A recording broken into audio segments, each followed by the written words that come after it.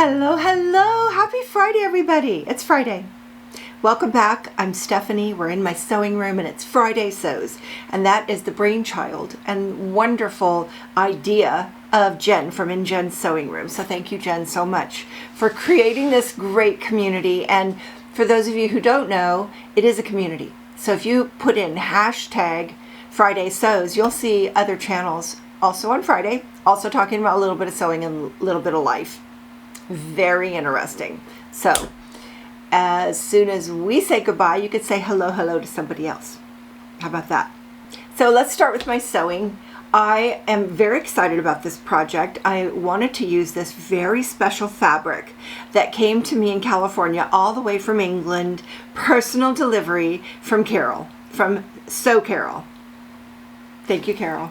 I had to have this. It was like quickly becoming too good to cut and too good for everything. And so I just decided to lay it out and make something. And my first choice was a dress. And it wasn't a super long piece of fabric. I mean, how much room did she have in that tiny little suitcase, right? I just was amazed that she took any room in her suitcase for a piece of fabric for me. That's the real gift. So I laid it out and it was actually quite a lot. And I put the Spellbound dress down and it was so close. Just like this much. And I'm just going to show you because I took this video behind the scenes so you could see my thought process putting this dress together. And let's just watch that. I just thought I would show you a little of behind the scenes of my inner working here of this next project, which you may recognize this fabric. Carol brought this to me from England, and I'm going to try and mash two patterns together. My last pattern was Sinclair Charm tank top, and my pattern before that was Spellbound dress from Pattern Emporium. I have enough fabric to make a dress. Will it be long enough? I don't know. I think so. But if I want it longer, I can add some of this blue, make a ruffle. Wouldn't that be pretty? Oh, so pretty. So I'm going to do it. Here's where I'm at.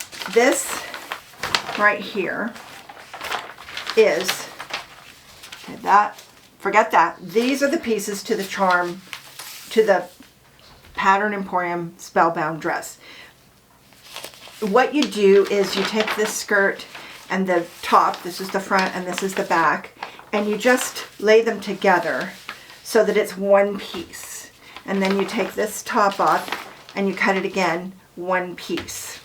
Now, what I'm looking at right here is half my fabric because it's folded in half, exactly. So I know that whatever I can do on this piece, I could do it twice because that's how much, so it's folds out longer. So I'm just thinking right now, not cutting.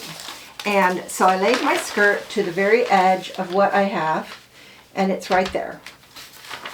And then there's the top. So I could fit it, but it's very much off the page here. Now when I put the front, it goes off the page also. So I would have to bring this up a little, which is okay. I could do that. Or take this top away.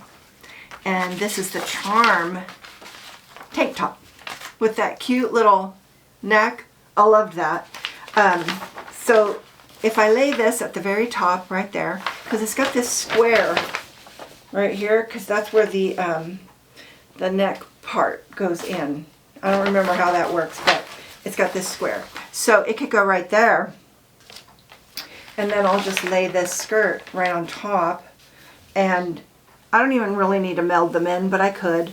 I think I could just go like that right there. It doesn't need to come in as far as it did. Just have a little more space right where I like it. So that is Charm Spellbound. This is the back. Charm Spellbound. So I would not need the front and back of the Spellbound.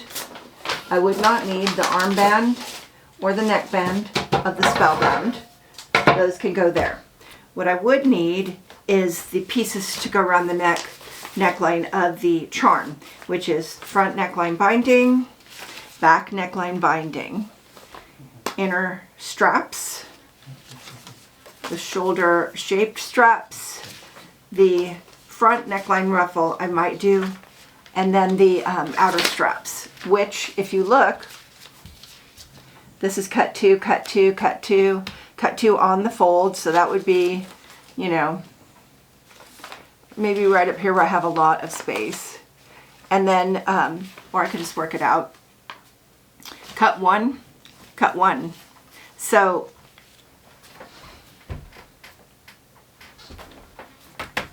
what do you think? A mashup.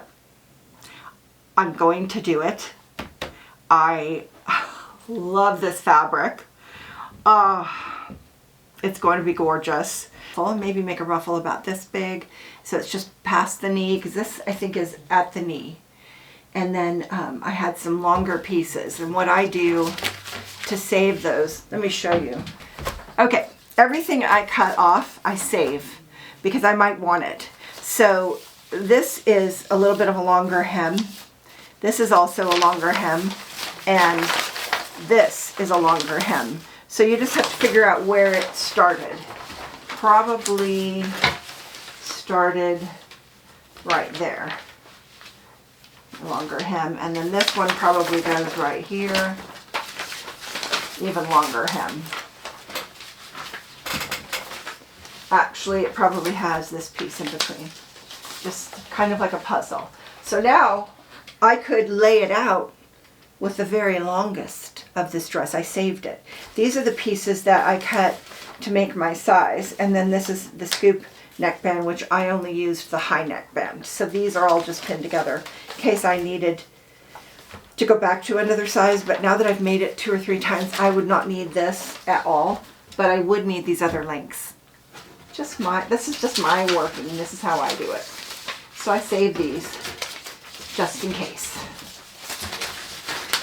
All of these are the inner shelf and the extra ruffles on the sleeves, and I'm not doing that, so that can get out of my way.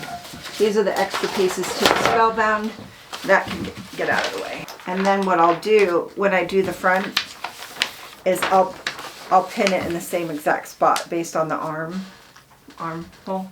I'll pin it in the exact same spot, just so that it seems to be the same. Yep, that matches up.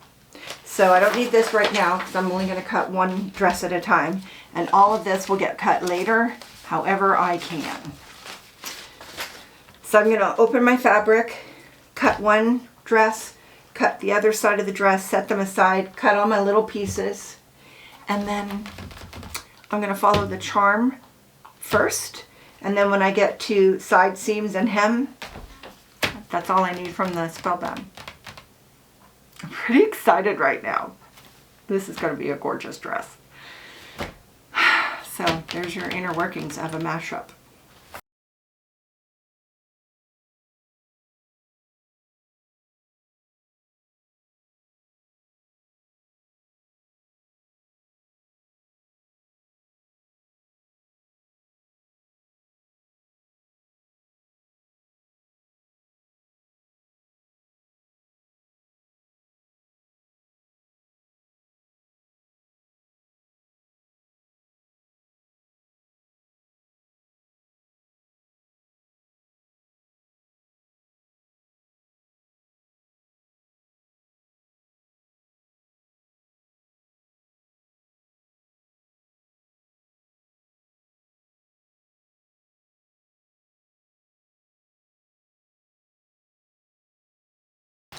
So I thought I would share this. I was going to leave it out because it would be an hour-long video, but this is the Tetris part that I love about sewing, is trying to figure things out. So this is a nice big piece of scrap from just cutting out those 2 dresses, the front and back. And I have 2 pieces this size. What I'm really looking for is this. This is the shape strap. So I need it to be that long, and I'm not sure. It's close. It would be right there. It would be fine. So I need to find that spot on this other side because this is just one layer. And so I'm going to do one like this.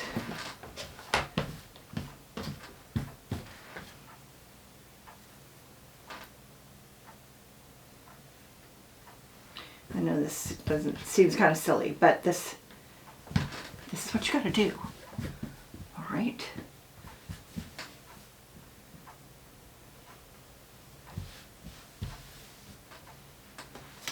All right, goes on the fold. It goes on the fold right there. It's close, but no. Let's see if we fold it a little further up. Not quite that much. Maybe right there. Let's try that.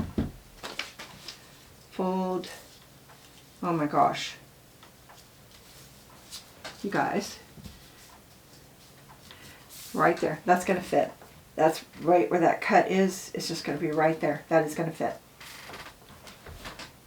Oh, isn't that crazy? So, you know, play around. Sometimes you just don't know what you're going to find. Now this one I'm going to do with scissors because I want to be precise. Not precise, but it's a close call, see.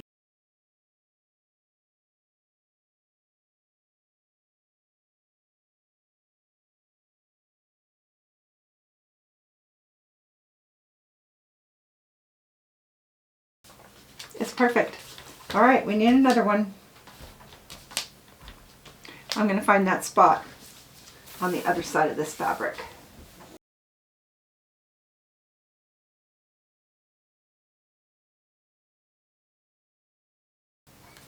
Now, it wouldn't fit with the right side up. So I'm simply turning it upside down. That won't matter. I've done it lots.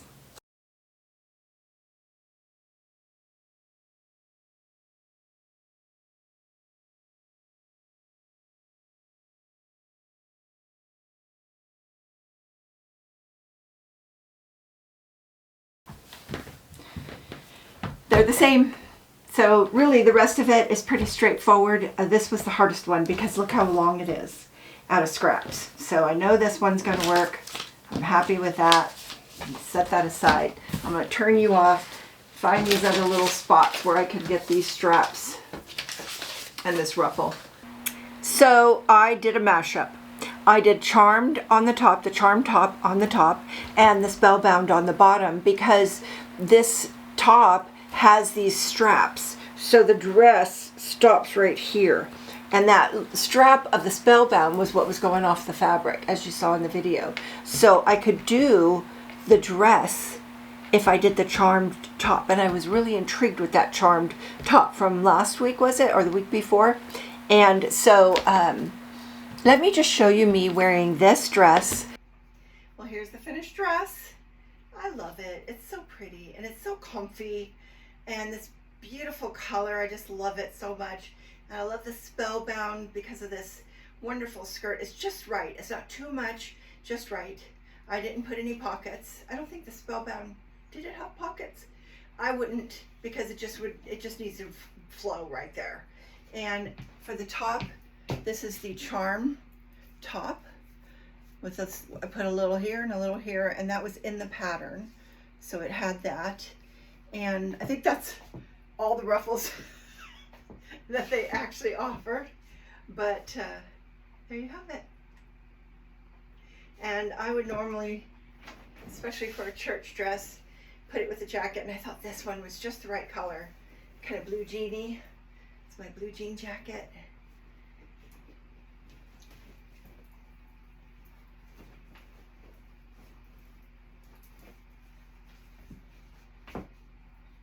What do you think?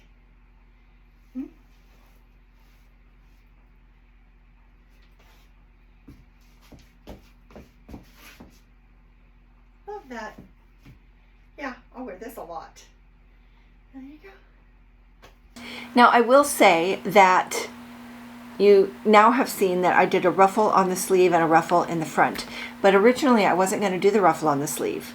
But I haven't worn the charmed top that I made, and I would have known this had I worn it. But it shows your bra strap right here. Let me show you. Well, I love how this turned out. This ruffle's so cute. This fabric is just awesome. Except, this dress is great except for one thing, and that is my bra strap shows with these straps, and I don't like that. So This pattern came with a ruffle that I could put right here. So I'm going to open up this strap, stick a ruffle in there, and see if that solves my issue back there. I don't like that. I just don't like that. So I thought, what can I do? I know I will not like that unless I have a jacket on, which is often the case. Like if I was wearing this dress to church, I would wear a jacket. First of all, freezing cold in church and too much showing for a church dress. So, but, you know, just to go running around and wear this dress out, I would not like the bra showing. Unless it's got this ruffle feature, which sort of just, even if the bra shows, it sort of takes away from the blaringness of it. I don't know. That's just my thoughts. So, so honestly, I put these little flounces on the sleeve this morning, and I would say it was probably harder than making the whole dress. Just because, you know, I had to take out like stitches from the straps to have an opening to put that, and then, you know, it's not as easy to work with because you're just working with a tiny little area of opening, and I had, you know, gathers and I needed to fit in there. I will say this, if you're new to sewing in general or garment making in general, every time you make a mistake and you have to get out that seam ripper and undo the damage, that is amazing practice for everything, because anything you want to do, kind of undoing is the real skill, right? I mean, if you bought a store-bought dress, okay, and you were good at undoing, you could take apart every seam on that dress and have a pattern. Just saying. I mean, everything can be undone with a seam ripper, and I feel very skilled with a seam ripper. I can do anything with a seam ripper. Oh my goodness. It's like a magic tool, isn't it? So I spent a lot of time taking out every stitch and trying not to ruin the straps, and then trying to get those little cute little in there. I did a lot of basting. Thank you, lifting pins and needles. I did a lot of basting to make, I had that whole thing basted before I sewed it, because you know how that can go all kinds of wrong with a gather. And I only did one row of stitching for the gather because I just was such a small space, although I was regretting that because it was just too hard to wrangle. When you do the gathering with 2 stitches, 2 things it gives you. One is, if your thread breaks, you still have the other. But the best part about the 2 stitches, to me, in my opinion, is that it lays flatter. So I had regretted just doing 1 row of stitching and gathering because it was just all, you know what I mean? So just another little thing for me to remember. And so now I have another dress that I can wear shopping, or just on a hot day like this, or just to church, because I left it long. And I honestly thought it'd be cuter a little shorter, just for my shape or my height. But I like this length. It's maybe not the most flattering, but it's so nice when you're getting in and out of the car. It's just long enough, not too long to get around your ankles. I'm leaving it because comfort is more important than cuteness. That's just where I'm at. Comfort. I don't know what my next project's going to be. We're getting ready for a camping trip, and I'm starting to think about what I'm going to wear camping. I don't wear a lot of kind of camping kind of clothes. So I have some things that I've worn in the past that I need to pull out, and if I need to make something last minute-y for that, then that's probably the next project. Otherwise, I have a few things on my wish list to work on, and so something will happen. Some sewing will happen. I just don't know what. And camping, there's no power and no hookups, no nothing, so no sewing, but it's just friendshipping. Lots and lots of that. But you know, last year, did you see the video where I did the slow sewing, slow stitching projects for all the travel I did last summer? Because I did like 3 trips in a row, and I loved those projects. So I'm thinking about bringing something like that, because I still have those project bags. Let me put the video up here. I still have the project bags, and I could just do some more. And it was such a fun little thing to do with downtime. And, you know, I'm not used to downtime. I'm always got something to do. And I've always got, you know, things to work on. It's maybe not like super important, but I keep myself busy. So sitting up there in the camp spot was nice, having something to do.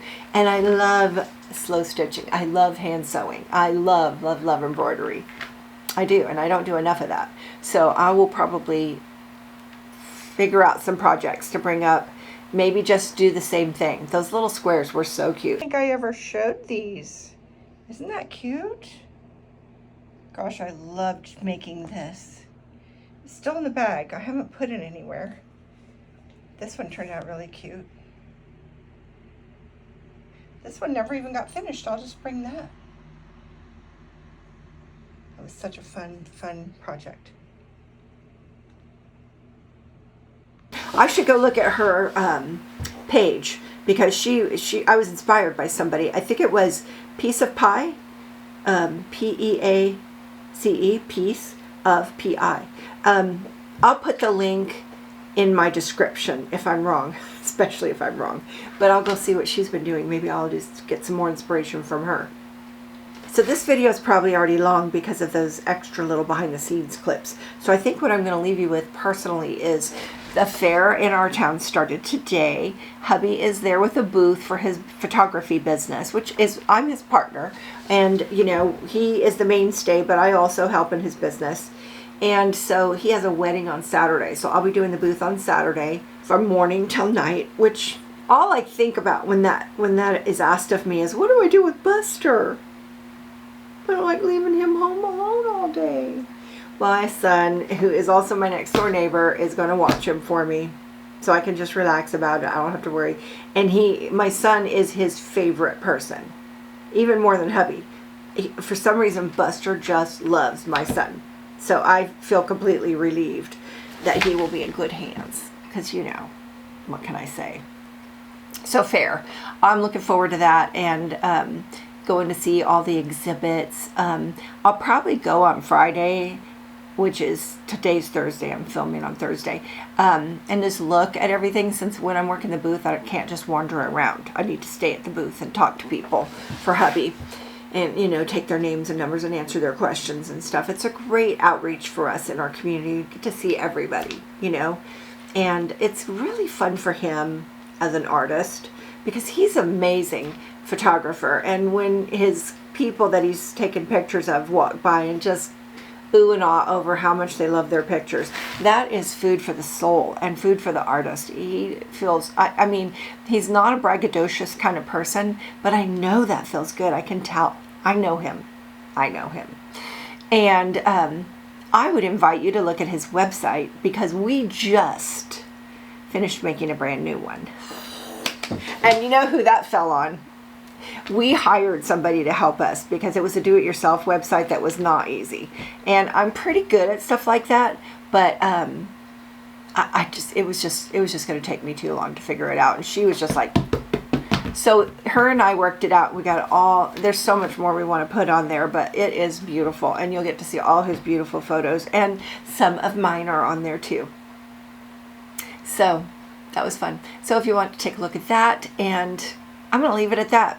Happy fair weekend to everybody. I know there's fairs everywhere going on right now. County fairs. I just love that. It's one of my favorite things. It's such a fun thing. There's just something for everybody, right? I mean, I like the exhibits, but the kids like the rides. And then there's all the animals and the destruction derby. There's even a rodeo. So everything. There's lots of things. Food, yes, all of the things. So have a great weekend, and I will see you next time. Bye now.